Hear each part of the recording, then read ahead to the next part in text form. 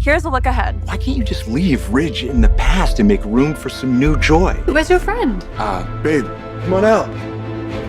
Remy? I've put you through a lot.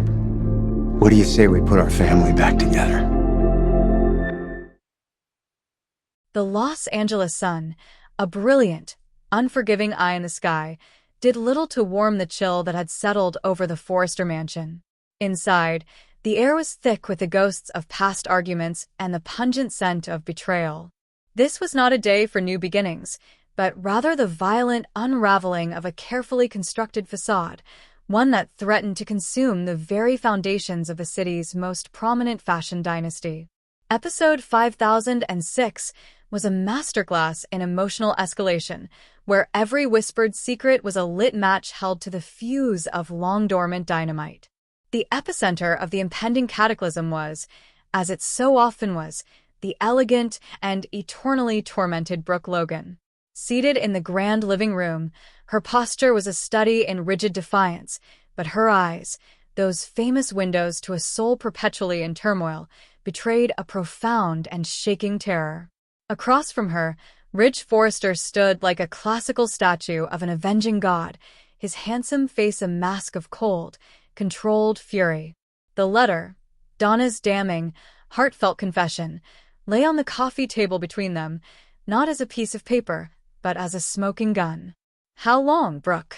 Ridge's voice was dangerously quiet, each word clipped and precise, a scalpel designed to flay her excuses raw. "How long were you going to let me believe this fiction? That our marriage, our reconciliation, was some kind of divine miracle?" Brooke's gaze flitted away, unable to bear the weight of his disillusionment. "Ridge, please. You have to understand the context. I was desperate. I saw you slipping away, drawn back to Taylor, back to what you thought was her stability, her purity. I couldn't lose you.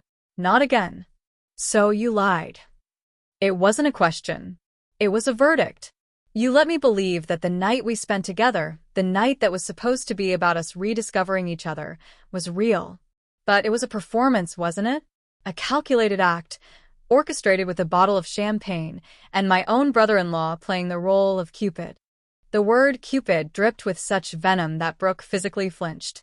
"It wasn't like that." Nick was trying to help. He saw two people who belonged together, who were letting pride and past mistakes keep them apart. He provided a nudge. A nudge. Ridge let out a short, bitter laugh that held no humor. "He got you drunk, Brooke. He plied you with alcohol and sent you to my room, a room you never would have entered sober. That doesn't sound like a nudge. It sounds like manipulation.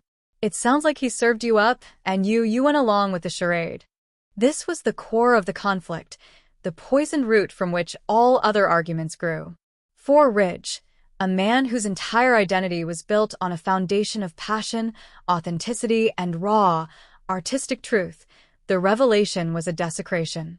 The memory he had held so sacred, the pivotal moment that had convinced him to leave Taylor and recommit to his Logan, was now exposed as a tawdry, staged event. It wasn't love that had brought her to his door. It was a scheme. The intimacy they shared was not born of rekindled desire, but of a tipsy courage and a brother's meddling. Brooke, however, fought from a different battlefield. In her mind, the ends justified the means. The love was real, only the method of its reignition was flawed. What does it matter how it started, Ridge? Look at where we are. We're together. We're married. The love we found that night, the connection we felt, that was real. Can you stand there and tell me it wasn't? Can you deny what we've built since then?" "I can deny everything that was built on that lie," he roared, his control finally shattering. He swept a hand toward the letter. "You built our entire reconciliation on a foundation of sand, Brooke. And now the tide has come in, and I'm left wondering if anything you've ever said to me was true. Was any of it real, or were you just playing a part, the dutiful wife, while secretly congratulating yourself on a scheme well executed?" Meanwhile, in the sleek, modern confines of his office at Forrester Creations, Nick Marone was a caged tiger. Pacing behind his desk, He ran a hand through his dark hair in frustration, his conscience a roaring in his ears that he couldn't silence. He had confided in his wife, Donna, seeking absolution, but had instead placed a grenade in her hands and pulled the pin himself. Donna entered, her expression a mixture of sympathy and stern resolve. "You need to talk to him, Nick. You can't let Brooke face this alone. This was your doing as much as it was hers." "My doing?" Nick shot back, defensive. "I was trying to help. I was trying to fix the biggest mistake of her life, letting Ridge Forrester walk away. All I did was give her a little push, a little liquid confidence to say what was in her heart all along. And in doing so, you took away their agency, Nick." Donna countered, her voice firm. "You made a choice for them. You turned their love story into a puppet show, and you held the strings. Ridge has every right to feel violated. He feels used. And Brooke is the one paying the price for your help.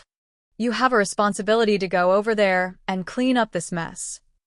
Nick's shoulders slumped, the fight draining out of him. He knew she was right. The noble intentions he had clung to now seemed flimsy and selfish. He had been playing God with people's lives, and the heavens were now crashing down around him. "What do I even say to him, Donna? Sorry I got your wife drunk and sent her to your bed, but hey, it all worked out? He'll rip my head off."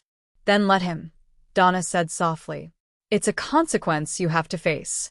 It's better than living with the guilt and watching the woman you consider a sister have her life destroyed." The scene shifted again, to the pristine, sterile environment of the hospital, where a different kind of tension was simmering. Taylor Hayes, the brilliant psychiatrist whose own heart was a mosaic of old fractures and new hopes, was checking on a patient, but her mind was miles away. A part of her, a part she was deeply ashamed of, felt a grim sense of vindication. The great love story of Ridge and Brooke, the epic romance that had so often eclipsed her own marriage, was a sham. The crack she had always believed was there had finally split wide open. Her phone buzzed. It was Stephanie Forrester, the formidable matriarch whose allegiances were as complex as the family she ruled. Stephanie's voice was laced with a rare and genuine distress. "Taylor, it's happened. Ridge knows. He knows everything about the night Brooke went to his room." Taylor closed her eyes, leaning against a cool hospital wall. A maelstrom of emotions warred within her. Sympathy for Ridge's pain, a flicker of hope for her own future, and a profound sadness for the entire, tangled mess. "How is he?" she asked, her professional composure masking her personal interest. "He's devastated," Stephanie replied, her voice trembling. "He feels like a fool, Taylor. He feels like the most intimate moment of his reconciliation was a business transaction. I've never seen him like this. The betrayal goes deeper than any of Brooke's past indiscretions. This strikes at the core of who he is." This conversation was a pivotal turning point. Stephanie, who had so often been Brooke's most vocal critic, was now forced to witness the absolute destruction of her son's spirit. Her usual "I told you so" attitude was absent, replaced by a mother's primal need to see her child healed. In Taylor, she saw not a rival, but a potential salve, the stable, honest, and trustworthy. He took a step back, toward the door, toward an exit that felt more final than any of their previous separations. "The Brooke I loved, the woman I thought was my destiny, she would have fought for me with the truth. She would have stood at my door, sober and sure, and demanded I listen to her heart. That woman is gone, and I don't know who you are." With those words, he turned and walked out of the room, out of the mansion, and out of the life they had built. The heavy door clicked shut behind him, a sound as final as a coffin lid closing. Brooke stood alone in the opulent silence, the truth of her victory, a hollow, Pyrrhic victory, crashing down upon her. She had won the battle by orchestrating their reunion, but in the process, she had lost the war, annihilating the very trust their marriage needed to survive. As the episode faded to black, the threads of the future dangled precariously. Ridge, unmoored and betrayed, was now walking a path that led directly back to the comforting and uncomplicated arms of Taylor. Nick was left to grapple with the devastating fallout of his interference, his marriage to Donna strained by the weight of his misguided loyalty to Brooke. and Brooke herself was left in the ruins of her own making, a queen dethroned in her own castle, forced to confront the chilling reality that sometimes the most dangerous lies are the ones we tell in the name of love. The Beautiful had never looked so bold or so broken. Curious to know the recap and spoilers for The Bold and The Beautiful for October 31st? The latest episode featured Will and Elektra sharing an intimate moment. This was followed by Elektra's excitement over the celebration for Deke's new position. Meanwhile, Hope and Deacon are eager to meet Deke's mystery man. Deacon reveals that Deke kept his relationship under wraps out of fear of judgment. Spoilers for what happened on The Bold and The Beautiful on October 31st, 2025. Everyone joins the celebration. To celebrate Deke's work, Elektra, Will, Katie, Ivy, and Daphne gather together. Worries start to creep into Elektra's mind as she feels that this happiness could soon be followed by something bad. Reflecting on her bond with Deke, she expects his partner to be kind and genuine as well. Deacon fears his kid's reaction to reconciling with Sheila.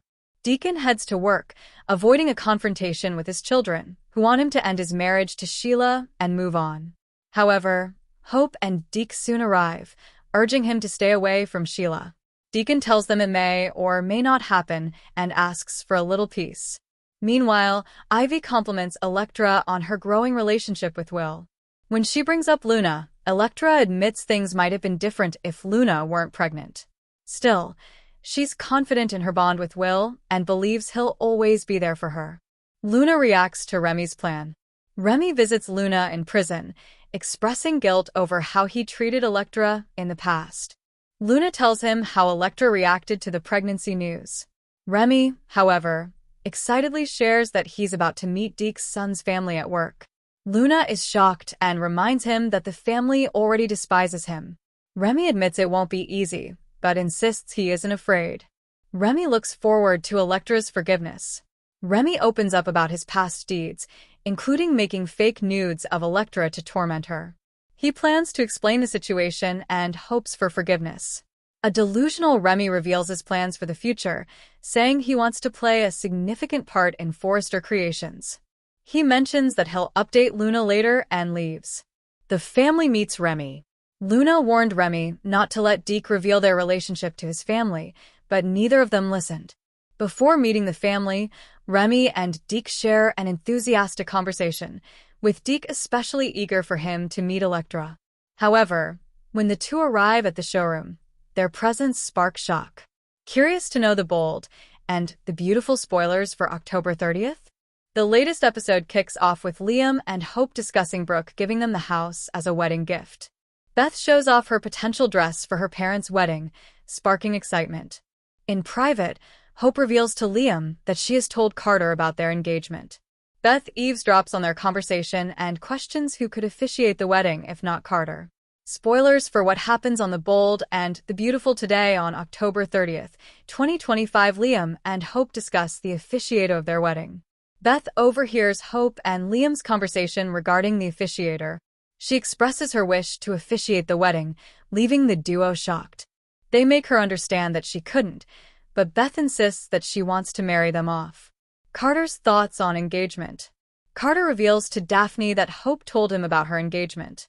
Daphne mentions that she's heard the engagement rumors going around and asks how he feels about the change. Carter admits that he's happy for the couple and looks forward to his own future. He leans in to give Daphne a cheek kiss, but she hesitates. Carter doesn't mind and says he's willing to work for that kiss. Taylor draws boundaries. Sheila wonders where Deacon is, unaware that he's at Taylor's office. There, Taylor tells him that their session won't be a professional one but rather a discussion about them. She brings up their unprofessional behavior from past sessions, calling it inappropriate and insisting it can't happen again. Deacon admits he often thinks about those moments, but agrees that they should avoid repeating them. Sheila is counseled. Sheila texts Deacon, asking him to come back to her. At a restaurant, Lee checks in on Sheila and offers advice on how she can save her crumbling marriage. Lee tells her that patience is key and warns her not to undo the progress she's made in becoming a better person. Sheila also fears that her marriage is in Taylor's hands. Later, at Taylor's office, Taylor urges Deacon to let go of Sheila's past mistakes and focus on healing. She also clarifies that there's nothing between them beyond professional boundaries. Sheila apologizes. At their apartment, Sheila apologizes to Deacon for not being truthful about Luna and betraying him. Sharp couldn't stand Sheila's presence, but reiterates that everyone makes mistakes. Deacon mentions that he's still hurt but wants to keep their marriage going. She embraces him and realizes that Taylor successfully made him return to her. Meanwhile, Taylor can't get her mind off of her and Deacon's intimate moment, curious to know the recap and spoilers for The Bold and the Beautiful for October 31st. The latest episode featured Will and Elektra sharing an intimate moment. This was followed by Elektra's excitement over the celebration for Deke's new position. Meanwhile, Hope and Deacon are eager to meet Deke's mystery man. Deacon reveals that Deke kept his relationship under wraps out of fear of judgment. Spoilers for what happened on The Bold and The Beautiful on October 31st, 2025, everyone joins the celebration. To celebrate Deke's work, Elektra, Will, Katie, Ivy, and Daphne gather together. Worries start to creep into Elektra's mind as she feels that this happiness could soon be followed by something bad. Reflecting on her bond with Deke, she expects his partner to be kind and genuine as well.